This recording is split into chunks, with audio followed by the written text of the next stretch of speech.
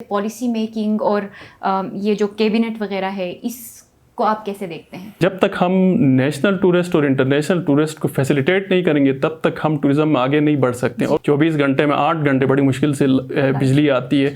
तो अभी तक इस गवर्नमेंट की कोई इस वक्त तक मुझे कम से कम कैबिनेट की नज़र नहीं आ रही है। आने वाले विंटर्स में जो अभी आ रहे हैं उसमें ऑलमोस्ट 8 घंटे बिजली आएगी, बाकी हम लोड शेडिंग में ओवरऑल हम रहेंगे। मिनिस्टर्स तो मौजूद है, मिनिस्टर्स उस तरह काम नहीं कर रहे हैं और कोऑर्डिनेशन प्रॉपर एक लैक कर रही है। तो इसको ठीक करने की ज़रूरत है।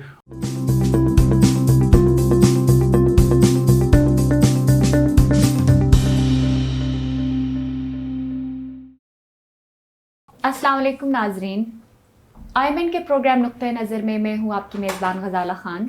आज प्रोग्राम में मेरे साथ एक गेस्ट मौजूद हैं, जनाब साजिद मीर साहब, जो कि साबिक़ चेयरमैन थे सीएम टास्क फोर्स के। हम उनसे इस गवर्नमेंट के बारे में कुछ तफसीली बात करेंगे। बहुत शुक्रिया आपका प्रोग्राम में आने का। सबसे पहले तो मैं आपसे ये पूछना चाहूँगी कि जो प्राइम मिनिस्टर साहब इमरान खान का जो विज़न है इतना बड़ा, गिलगित बल्तिस्तान में इतनी तरक्की वो चाहते हैं, स्पेशली टूरिज़म के हवाले से, आप उस पर कुछ बताएंगे कि अब तक कितना काम हुआ है या फिर क्या होने जा रहा है? बिस्मिल्लाहिर्रहमानिर्रहीम। पीटीआई की जो गवर्नमेंट है गिलगित बल्तिस्तान, उसको मैं 2 हिस्सों में मैं उसको लूँगा। एक डेवलपमेंट के हवाले से और दूसरा जो मैनेजमेंट के हवाले से लूँगा कि उन्होंने मैनेज कैसे किया चीज़ों को।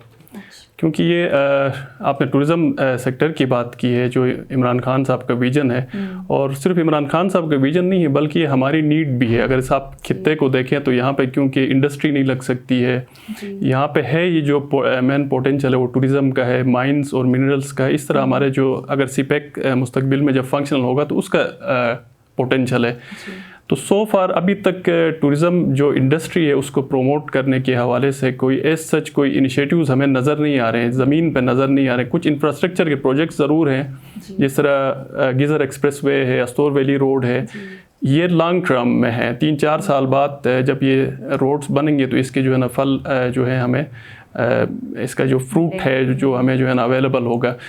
रिसेंटली हम क्या कर सकते हैं और टूरिस्ट को हम कैसे फैसिलिटेट कर सकते हैं और इनके टूरिस्ट का जो प्रॉपर डेटा हम कैसे एक्वायर कर सकते हैं। अभी तक हमारे पास टूरिस्ट का प्रॉपर डेटा नहीं है और हम स्मार्ट टूरिज़म की तरफ कैसे जा सकते हैं। पूरी दुनिया स्मार्ट टूरिज़म की तरफ जा रही है और अभी तक हम स्मार्ट टूरिज़म की तरफ नहीं जा पा रहे हैं। पाकिस्तान पे कहीं पे भी नहीं जा पा रहे हैं क्योंकि जी भी एक आबादी के हिसाब से छोटा सूबा है और इसको बतौर एक टूरिज़म का मॉडल जो प्रोविंस बनाया जा सकता था, इसके लिए आपने इक़दामात लेने हैं, जो इनिशिएटिव्स आपने लेना है। देखें बहुत सारी चीज़ें हैं पब्लिक प्राइवेट पार्टनरशिप पे पॉसिबल हो सकती हैं। जैसे एक इनिशिएटिव मैंने खुद इनिशिएट करवाया था लास्ट गवर्नमेंट में, स्मार्ट टूरिज़म प्रोजेक्ट के नाम से एक इनिशिएटिव था जिसमें टूरिस्ट की इंश्योरेंस भी साथ थी और उनका प्रॉपर डेटा भी था। उनके पास एक स्मार्ट कार्ड होता है, वो जस्ट जहाँ पे भी एंट्री पॉइंट्स हैं वहाँ पे टैप करते आगे चले जाते। क्लाउड बेस्ड एक एप्लीकेशन थी, पब्लिक प्राइवेट पार्टनरशिप पे थी, उस पर कोई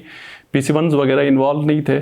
जब तक हम नेशनल टूरिस्ट और इंटरनेशनल टूरिस्ट को फैसिलिटेट नहीं करेंगे तब तक हम टूरिज़म में आगे नहीं बढ़ सकते। और दूसरा यहाँ पे जो इंफ्रास्ट्रक्चर के अलावा जो इम्पॉर्टेंट चीज़ है वो है कि टूरिस्ट आते हैं, क्या उनके लिए बैठने के लिए प्रॉपर होटल्स हैं, इंटरनेट की फैसिलिटी है या बाकी ट्रांसपोर्टेशन की फैसिलिटी है, या हमारा जो सीज़न है 4th सीज़न है तो क्या हम इसको 4th सीज़न में ट्रांसफॉर्म कर सकते हैं। अभी तक तो हम नहीं कर पाए।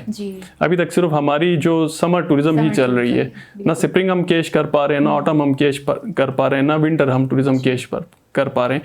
तो इसके लिए हमें 4th सीज़न टूरिज़म पे जाना पड़े। इसके लिए एक मरबूत पॉलिसी की ज़रूरत है और एक फिर इम्प्लीमेंटेशन प्लान होना चाहिए कि हमने इसको कैसे इम्प्लीमेंट करना है। तो टूरिज़म के हवाले से अभी तक कोई खातिर खा मुझे जो है ना चीज़ें नज़र नहीं आ रही हैं। लॉन्ग टर्म में बिल्कुल इसके डिविडेंड मिलेंगे जब ये सारा इंफ्रास्ट्रक्चर बनेगा। तो फ़िलहाल ऐसा सच कुछ मुझे ज़्यादा नज़र नहीं आ रहा है। तो आपने चूँकि कहा था कि एक आप एडमिनिस्ट्रेटिवली आप इस गवर्नमेंट को लेंगे, तो इस हिसाब से पॉलिसी मेकिंग और ये जो कैबिनेट वगैरह है इसको आप कैसे देखते हैं? जी देखें, जो Gilgit Baltistan government means chief minister plus cabinet. जी, ब्यूरोक्रेसी आपकी इम्प्लीमेंटेशन टूल है। कैबिनेट जो पॉलिसीज़ बनाएगी, चीफ मिनिस्टर जो पॉलिसीज़ बनाएंगे, जो डायरेक्टिव्स इशू करेंगे, उस पर ब्यूरोक्रेसी ने इम्प्लीमेंट करना है। ब्यूरोक्रेसी खुद से कुछ नहीं करती है। तो अभी तक जो मैं देख रहा हूँ कैबिनेट उस तरह फंक्शनल नहीं है जिस तरह कैबिनेट को फंक्शनल होना चाहिए, या जितना हमारा डेवलपमेंट जो बजट आया, जो इनको क्रेडिट जाता है, जो पैकेज है 370 बिलियन का जो पैकेज आया है, उसमें क्योंकि 100 जो बिलियन है वो पब्लिक प्राइवेट सेक्टर में है, अभी तक उस हवाले से कोई इनिशिएटिव्स नहीं लिए गए। अब ये सारी चीज़ें कैबिनेट ने करनी है। अगर फिर फर्दर लेजिस्लेशन की रिक्वायरमेंट होगी तो वो भी कैबिनेट से थ्रू होके ही असेंबली में चला जाएगा।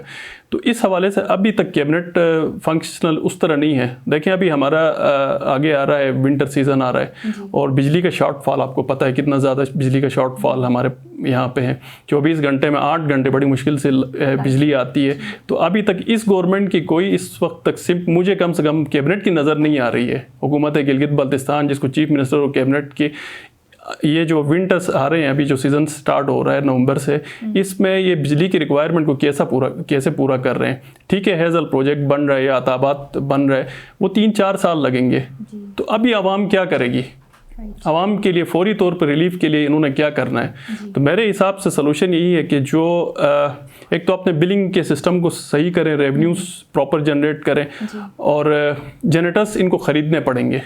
जनरेटर्स ख़रीदने, क्योंकि ये जिस एरिया में हम रह रहे हैं गिलगित बल्तिस्तान, ये नेचुरल डिज़ास्टर्स का एरिया है। किसी भी टाइम यहाँ पे फ्लड हिट कर सकता है। चैनल्स आपको पता है एक महीने तक जो है ना रिकवरी नहीं होती है। तो अगर जनरेटर्स जैसे बैकअप में होते हैं और लोगों को बिजली मिलती है और प्रॉपर उसका रेवेन्यू जनरेट होता है, जो स्मार्ट मीटर्स की तरफ बिल्कुल गवर्नमेंट को जाना चाहिए, और जितनी हमारी इलेक्ट्रिसिटी कंज्यूम हो रही है उसका रेवेन्यू भी उसी तरह आना चाहिए। तो अभी तक मुझे कोई ऐसी सिम नज़र नहीं आ रही। अभी भी मुझे यही नज़र आ रहा है कि आने वाले विंटर्स में जो अभी आ रहे हैं उसमें ऑलमोस्ट 8 घंटे बिजली आएगी, बाकी हम लोड शेडिंग में ओवरऑल हम रहेंगे। तो इस तरह के बहुत सारे और भी इश्यूज़ हैं, मैनेजमेंट के इश्यूज़ हैं। पानी का रिसेंटली आपने क्राइसिस देखा, फिर जगह जगह लोग एजिटेशन पे निकल जाते हैं। एजिटेशन पे क्यों निकलते हैं? मेरे ख्याल में जो मिनिस्ट्रीज़ हैं वो प्रॉपर फंक्शन नहीं कर रही हैं। मिनिस्टर्स, ये उनकी कंप्लेन है कि सेक्रेटरीज हमारी बात नहीं मानते हैं। जब उसको आप थोड़ा सा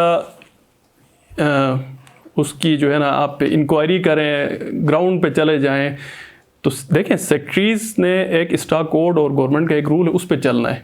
मिनिस्टर्स की जो ज़्यादातर फरमाइशें होती हैं वो ये होती हैं कि मेरे फ़िलहाल बंदे को ठेके देने, मेरा फ़िलहाल बंदे को जो है ना एम्प्लॉयमेंट पे गवर्नमेंट की नौकरी देनी, इस तरह की चीज़ें हैं।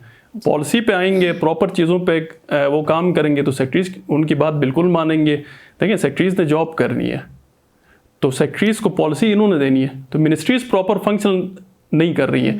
सिर्फ एक चीफ मिनिस्टर इसको गवर्नमेंट को सही करके नहीं चला सकता है, और चीफ मिनिस्टर का बहुत सारा टाइम यहाँ पर नहीं होता है, वो इस्लामाबाद में होते हैं, जिस काम से भी होते हैं, डेवलपमेंट के काम से होते हैं, जिस तरह पैकेज के पीछे जाते हैं, या जो हमारे आइनी मामलात उसके हवाले से जाते हैं, या इंटरनेशनल कहीं विजिट पे जाते हैं, तो पीछे मिनिस्टर्स तो मौजूद हैं, मिनिस्टर्स उस तरह काम नहीं कर रहे हैं और कोऑर्डिनेशन प्रॉपर एक लैक कर रही है। तो इसको ठीक करने की ज़रूरत है। और दूसरा मैं ये समझता हूँ कि जो मिनिस्ट्रीज़ आपको एफिशिएंसी नहीं दे रही हैं उनको चेंज करना चाहिए, और एप्टीट्यूड के मुताबिक वहाँ पे मिनिस्टर्स को इंडेक्ट करना चाहिए।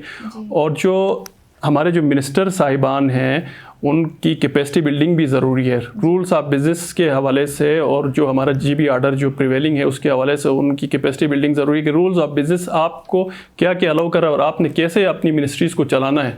जी ठीक, थैंक यू। अब हम बात करेंगे एक और जो इमरान खान साहब का विज़न है यूथ के हवाले से, और जिसका आप चूँकि लास्ट गवर्नमेंट में टास्क फोर्स के चेयरमैन थे, स्पेशली यूथ के लिए आपने बहुत ज़्यादा काम किया है। तो इस गवर्नमेंट में आप कैसे मवाजना करते हैं अपनी गवर्नमेंट का इस गवर्नमेंट के साथ? यूथ के लिए अब तक क्या हुआ है? आपको पता है हमारे पास 2-3 अब यूनिवर्सिटीज़ हैं, कैंपसेस बन चुके हैं, ग्रेजुएट्स हमारे बहुत सारे आ रहे हैं, तो उनकी एम्प्लॉयमेंट किस हिसाब से हो रही है? क्या हमारे पास इतनी जॉब्स अवेलेबल हैं? हमारा कॉर्पोरेट सेक्टर किस तरह से जा रहा है? इसमें जो एक फैक्चुअल चीज़ मैं आपको बताऊं कि आज़ाद कश्मीर और गिलगित बल्तिस्तान में पहले से गवर्नमेंट का जो जॉब रेशो है वो 16 से 18% है, जबकि जो हमारे बाकी सूबे हैं वहाँ पे 2.5 और 3% है। पहले गवर्नमेंट बहुत ज़्यादा जॉब्स यहाँ पे दे रही है। अच्छा। और जिस हिसाब से यहाँ पे कराकोरम इंटरनेशनल यूनिवर्सिटी से लोग फारिग हो रहे हैं या देगर यूनिवर्सिटीज़ से फारिग होके आ रहे हैं या इंटरनेशनली फारिग होके आ रहे हैं, उनके लिए जॉब्स अवेलेबल नहीं है। कॉर्पोरेट सेक्टर हमारे यहाँ पे है नहीं। हमारे पास टूरिज़म है, माइंस एंड मिनरल्स है, सिपेक की इंडस्ट्री है, जिसको हमने जो जोन्स हैं, जो जोन्स हमने इंडस्ट्रियल जोन्स जो कायम करने, उसमें भी इस तरह कायम करने हैं कि यहाँ के लोग उससे फैसिलिटेट हो जाएं। तो इस हवाले से कोई मरबूत पॉलिसी इस वक्त तक यूथ पॉलिसी नहीं बनी है, ना पिछले गवर्नमेंट में बनी थी, ना इस गवर्नमेंट में अभी तक जो है ना इस पे कोई खातिर का काम हो रहा है। एक डॉक्यूमेंट हमने बना के दे दिया था, उसमें ये सारी चीज़ें एक स्ट्रेटजिक गाइडलाइंस थी और इम्प्लीमेंटेशन एक पूरा प्लान उसमें था, और उसमें एक कलेक्टिव फोरम ने उसको बना के दिया था। वो भी अभी तक जो है ना उसकी प्रॉपर लेजिस्लेशन नहीं हुई। तो यूथ का मैं ये समझता हूँ कि चाहे पिछली गवर्नमेंट हो चाहे ये वाली गवर्नमेंट हो, एक वॉल्केनो जो है ना बन रहा है, उनके लिए वो स्पेस नहीं है। स्पेस हमारी आपको ही पता है, जो 3 सेक्टर से इसमें हमने उनके लिए स्पेस निकालनी है। कोई गवर्नमेंट की तरफ से इंटर्नशिप प्रोग्राम नहीं है, कोई स्किल डेवलपमेंट प्रोग्राम अभी तक आया नहीं है कि जो यूथ है उसको आप ट्रेन कर लें। सिर्फ देखें, आप गवर्नमेंट जॉब्स पे बर्डन नहीं आप कर सकती हैं मज़ीद। ऑलरेडी 18 और 16% पे है। फ़ौज और सारी नौकरियां हम अगर मिलाएं तो 18 और 16% पे है। तो आपने अल्टरनेट यूथ को आपने कोई चैनल देना है जहाँ से वो पहले स्किल हासिल करें, एक्सपीरियंस उनको मिले, फिर इंटरप्रेन्योर्स बने, शॉपकीपर्स ना बने। शॉपकीपर्स अपनी ज़ात के लिए होता है, एक इंटरप्रेन्योर बनेगा तो वो 4, 5 से 10 लोगों को भी मज़ीद एम्प्लॉयमेंट देगा। और उसके लिए आपने ज़ाहिर है लोनिंग करनी है। तो लोनिंग का प्रोग्राम आप थ्रू अकुवत कर लें, आप थ्रू KCBL जो हमारा बैंक है जिसके मोर देन 40 ब्रांचेस हैं, उसको आप एक्टिवेट कर लें, उसके थ्रू कर दें।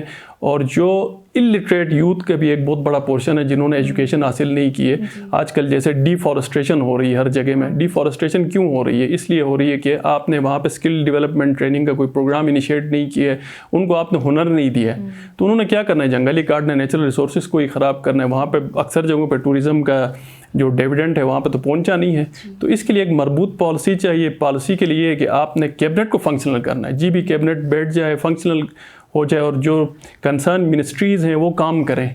ये ना कहें कि ब्यूरोक्रेसी हमारी बात नहीं मानती है। तो भाई आपकी बात नहीं मानती है तो फिर आप अपनी मिनिस्ट्री को छोड़ दें। जी ठीक, बहुत शुक्रिया साजिद मीर साहब, आपने हमारे प्रोग्राम में टाइम दिया। नाजरीन, प्रोग्राम का टाइम यहाँ ख़त्म हो रहा है। हम आपके कमेंट्स और सजेशंस का इंतज़ार करेंगे। देखने का बहुत शुक्रिया।